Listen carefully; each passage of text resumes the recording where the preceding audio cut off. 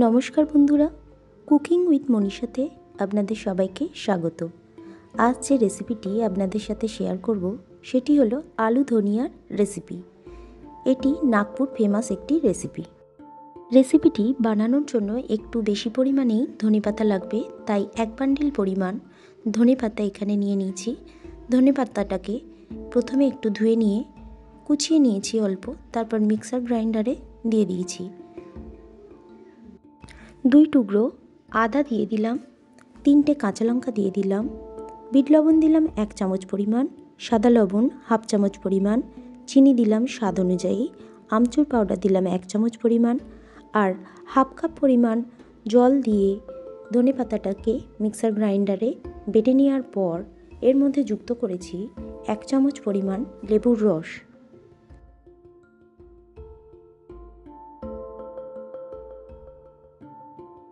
কড়াইয়ের মধ্যে দিয়ে দিয়েছি 3 চামচ পরিমাণ সর্ষের তেল।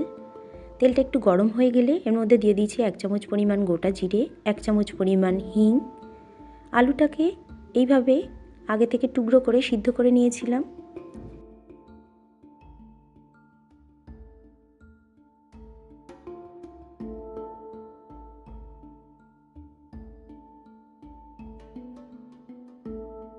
এবার ফোড়নের মধ্যে আগে থেকে সিদ্ধ করে রাখা আলুগুলোকে দিয়ে 3 থেকে 5 মিনিটের জন্য একটু ভেজে নেব।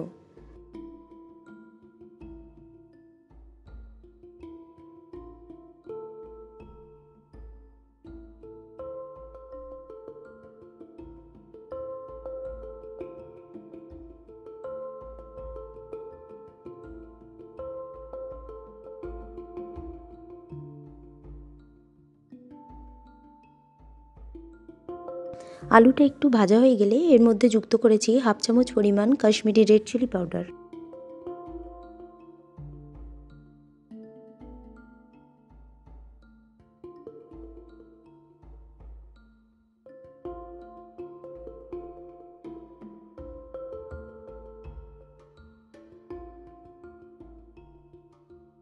আলুটা পুরোপুরি ভাজা হয়ে আসলে এর মধ্যে যুক্ত করেছি স্বাদ অনুযায়ী লবণ।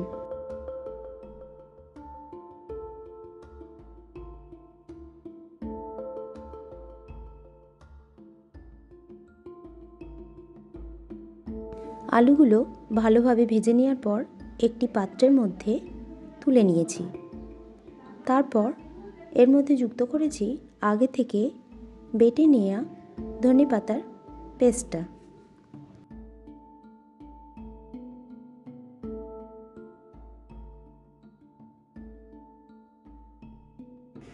তারপর এর মধ্যে যুক্ত করেছি 1 চামচ পরিমাণ চাট মশলা। এবার একটি চামচের সাহায্যে ভালোভাবে সমস্ত উপকরণগুলোকে মাখিয়ে নিয়েছি।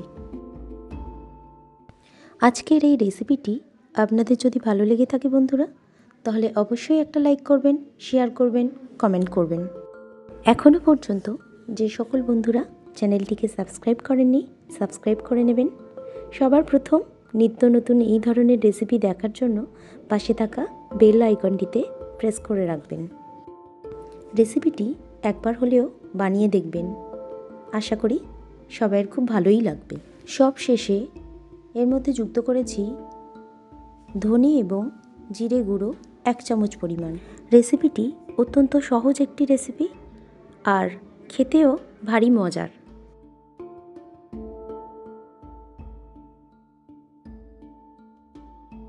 সমস্ত উপকরণ ভালোভাবে মিশিয়ে নেওয়ার পর উপর থেকে ছড়িয়ে দিয়েছি কিছুটা পরিমাণ ধনেপাতা কুচানো।